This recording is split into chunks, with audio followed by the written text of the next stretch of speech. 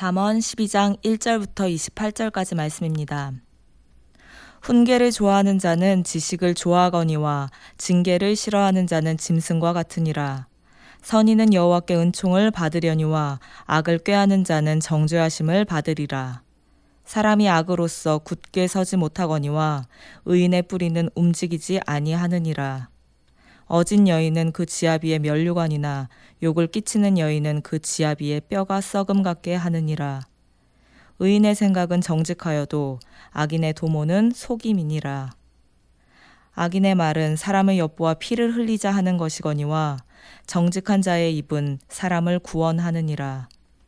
악인은 엎드러져서 소멸되려니와 의인의 집은 서 있으리라. 사람은 그 지혜대로 칭찬을 받으려니와 마음이 굽은 자는 멸시를 받으리라. 비천이 여김을 받을지라도 종을 부리는 자는 스스로 높은 채하고도 음식이 핍절한 자보다 나으니라. 의인은 자기의 가축의 생명을 돌보나 악인의 긍휼은 잔인이니라. 자기의 토지를 경작하는 자는 먹을 것이 많거니와 방탕한 것을 따르는 자는 지혜가 없느니라. 악인은 불의의 이익을 탐하나 의인은 그 뿌리로 말미암아 결실하느니라. 악인은 입술의 허물로 말미암아 그물에 걸려도 의인은 환난에서 벗어나느니라. 사람은 입의 열매로 말미암아 복록에 족하며 그 손이 행하는 대로 자기가 받느니라. 미련한 자는 자기 행위를 바른 줄로 여기나 지혜로운 자는 권고를 듣느니라. 미련한 자는 당장 분노를 나타내거니와 슬기로운 자는 수욕을 참느니라. 진리를 말하는 자는 의를 나타내어도 거짓 증인은 속이는 말을 하느니라. 칼로 찌름같이 함부로 말하는 자가 있거니와 지혜로운 자의 혀는 양약과 같으니라. 진실한 입술은 영원히 보존되거니와 거짓 혀는 잠시 동안만 있을 뿐이니라. 악을 꾀하는 자의 마음에는 속임이 있고 화평을 의논하는 자에게는 희락이 있느니라. 의인에게는 어떤 재앙도 임하지 아니하려니와 악인에게는 앙화가 가득하리라. 거짓 입술은 여호와께 미움을 받아도 진실하게 행하는 자는 그의 기뻐하심을 받느니라. 슬기로운 자는 지식을 감추어도 미련한 자의 마음은 미련한 것을 전파하느니라. 부지런한 자의 손은 사람을 다스리게 되어도 게으른 자는 부림을 받느니라. 근심이 사람의 마음에 있으면 그것으로 번뇌하게 되나 선한 말은 그것을 즐겁게 하느니라. 의인은 그 이웃의 인도자가 되나 악인의 소행은 자신을 미혹하느니라. 게으른 자는 그 잡을 것도 사냥하지 아니하나니 사람의 부귀는 부지런한 것이니라. 공의로운 길에 생명이 있나니 그 길에는 사망이 없느니라. 아멘.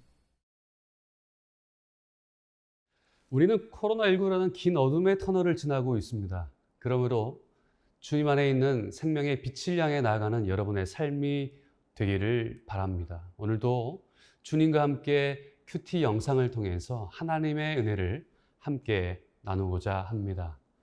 본문은 우리의 실제 생활에서의 다양한 지혜의 모습을 소개합니다. 지혜 있는 자의 모습은 어떠할까요? 충고에 귀를 기울이는 자이며 또 진리를 말하고 평화를 도모하는 자입니다. 또한 생명길로 인도하는 자입니다. 이제 본문을 들여다보면서 지혜 있는 자의 모습들을 함께 살펴보도록 하겠습니다. 1절은 훈계를 사랑하고 꾸짖음을 미워하지 말아야 한다는 사실을 명시적으로 언급합니다. 특별히 1절에서 지식이 언급되었다는 점이 중요한데요. 지식은 잠언 1장부터 9장까지 사실상 지혜의 유사 어휘로 사용되고 있는 단어이기도 합니다. 즉 1절은 지혜에 대한 언급을 하면서 지혜를 사랑하는 삶이 요구된다라는 사실을 드러내고 있는 것입니다. 1절이 보여주고 있는 이 지혜의 필요성은 2절에서 여호와 하나님에 대한 언급으로 이어지고 있습니다. 2절입니다. 선인은 여호와께 은총을 받으려니와 악을 꾀하는 자는 정죄하심을 받으리라. 2절 상반절은 선한 사람은 여호와께로부터 은총을 받는다고 언급하고 있습니다. 여러분, 은총은 임마누엘의 하나님과 날마다 동행하는 삶을 살아가게 된다라는 것이죠. 여기에서 여호와 하나님이 언급되었다라는 사실은 매우 중요합니다. 왜냐하면 이 개별 잠언들이 모인 본문에서 여호와 하나님에 대한 언급이 매번 등장하지 않기 때문이죠. 여호와에 대한 언급은 이 문맥의 흐름에 있어서 매우 중요한 정보를 제공할 수 있기 때문입니다. 2절의 의미는 선한 사람은 여호와께로부터 은총을 받지만 꾀를 부리는 사람은 스스로 악한 삶에 이르게 되고 만다 라고 이해될 수 있습니다.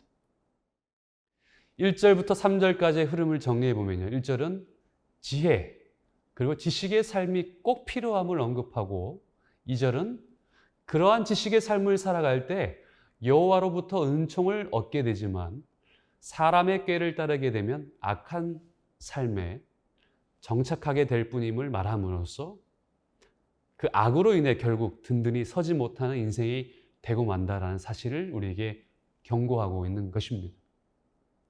3절 하반절은요, 이 사실상의 소결론입니다. 3절입니다.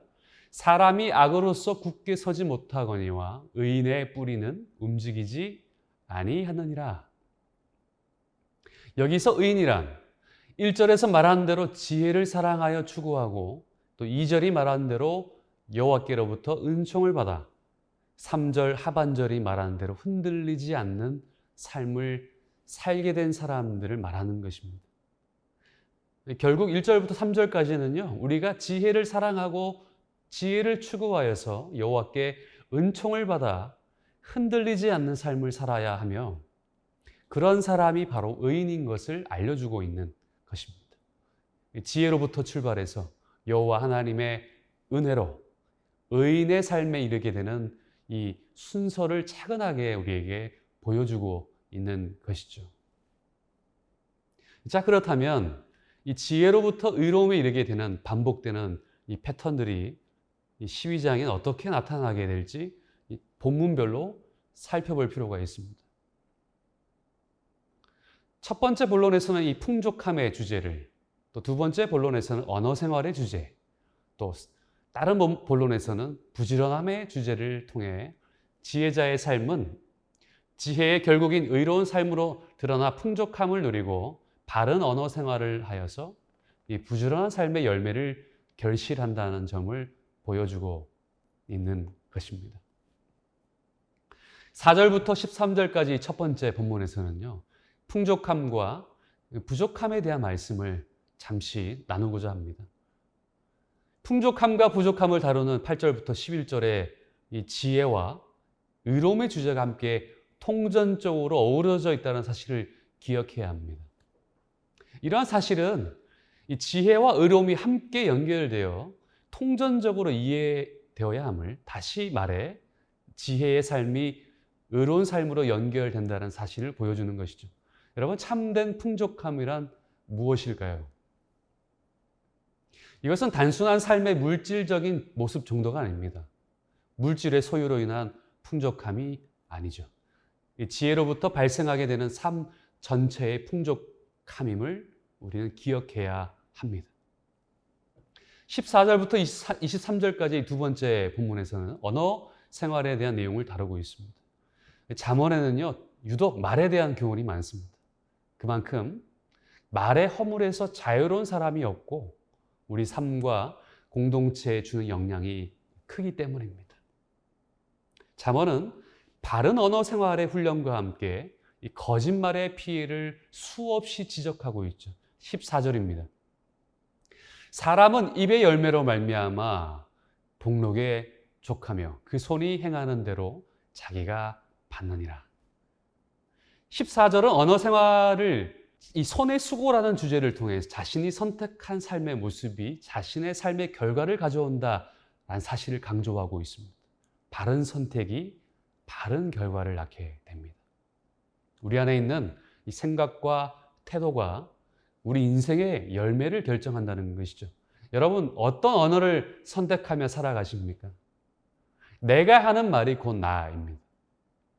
그 말로 남을 살리기도 하고요, 남을 해하기도 하며 공동체를 세우기도 하고 허물기도 합니다.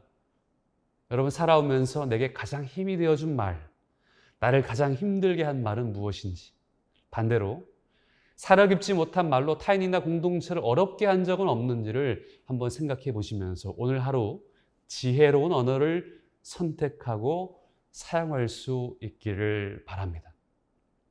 이제 세 번째 본론을 살펴보겠습니다. 24절에서 이 부지런한 자의 손은 다스리게 되지만 게으른 자는 불임을 받게 된다 라는 내용을 통해서 이 부지런함과 게으름을 대조시키고 있습니다. 부지런한 사람의 손은요, 다른 사람들을 다스릴 것이다 해서 다스리다라는 것은 정치적이거나 이 비정치적인 영역 모두를 포함합니다. 부지런한 사람은 독립적으로 자유를 누리며 살 뿐 아니라 다른 사람들에게 영향력을 행사하는 경영자나 관리자가 될 것입니다. 대조적으로 게으른 사람은 자신조차 관리할 수 있는 능력이 없기 때문에 결국 다른 사람들의 불임을 받을 것입니다. 게으른 사람은 결국 자유를 상실할 뿐만 아니라 자신이 원하지도 않는 일까지 할 수밖에 없는 상황에 떨어지게 될 것입니다. 25절입니다. 사람의 마음에 근심이 있다면 그 사람이 그것을 없애도록 하고 좋은 말로 그 근심을 기쁘게 하도록 해야 한다 라고 말하죠. 24절과 25절을 한번 연결해서 생각해 본다면 마음의 근심을 잘 다루면 부지런한 자가 될 수 있고 마음의 근심을 잘 다루지 못하면 게으른 자로 전락하게 된다라는 것으로 해석할 수도 있습니다. 이제 마지막으로 결론인 28절을 통해 의인의 길은 생명으로 연결되며 곧 이러한 삶이 지혜자의 삶임을 우리에게 다시 한번 확인시켜주고 있는 것입니다. 28절 읽어드립니다. 공의로운 길에 생명이 있나니 그 길에는 사망이 없느니라. 이 구절의 성격에 대하여 성서학자 델리치는 다음과 같이 말합니다. 28절의 금어는 너무나 숭고하고 중요하여 최종적인 마침표와 결론을 이루고 있다. 여러분, 이 구절은 아주 특별하고도 강력한 시적인 함축을 통해 지혜로움의 주제와 의로움의 주제를 연결시키고 있습니다. 1장부터 이 9장까지 지혜와 미련함을 대조시키기 위해 생명과 죽음의 대조를 사용한 것과 동일하게 12장은 의로운 삶을 강조하기 위해 생명의 주제를 사용하고 있는 것입니다. 따라서 우리는 잠언 12장 결론의 28절이 지혜를 선택한 자가 결국 의인의 삶을 살게 된다라고 정리해 볼 수 있습니다. 지혜는 의로움을 얻기 위한 전제 조건이며 의로움은 이 지혜로움의 진정성을 확인시켜주는 결과물인 것입니다. 우리는 지혜의 렌즈를 통해 결국 의로움에 이르게 될 것입니다. 오늘 저와 여러분의 삶 가운데 하나님께서 주시는 참된 지혜가 함께하기를 간절히 소망합니다. 이 시간 우리 마음을 모아 함께 기도하기를 원합니다. 다른 사람의 충고를 기꺼이 수용할 수 있는 열린 마음과 인내를 주소서. 우리 가정과 교회가 세상을 치유하며 생명과 정의가 가득한 지혜로운 사람들로 가득 채워지게 하소서. 코로나19로 인해 경제적 고통과 육체적 고통이 겪는 이들을 긍휼히 여기시고 위로하여 주옵소서. 함께 마음을 모아 기도하도록 하겠습니다.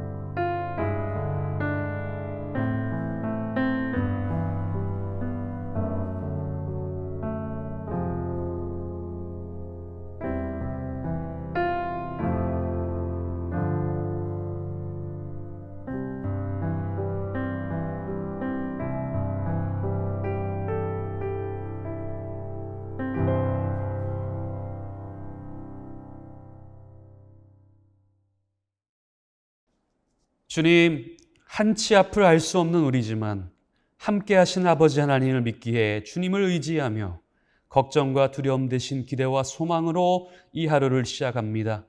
오직 주님께서 보시기에 합당하고 기쁜 삶이 삶 속에 채워지게 하시고 주님을 온전히 신뢰할 때 참된 평안과 쉼을 얻을 수 있음을 잊지 않게 하옵소서. 예수님의 이름으로 기도드립니다. 아멘.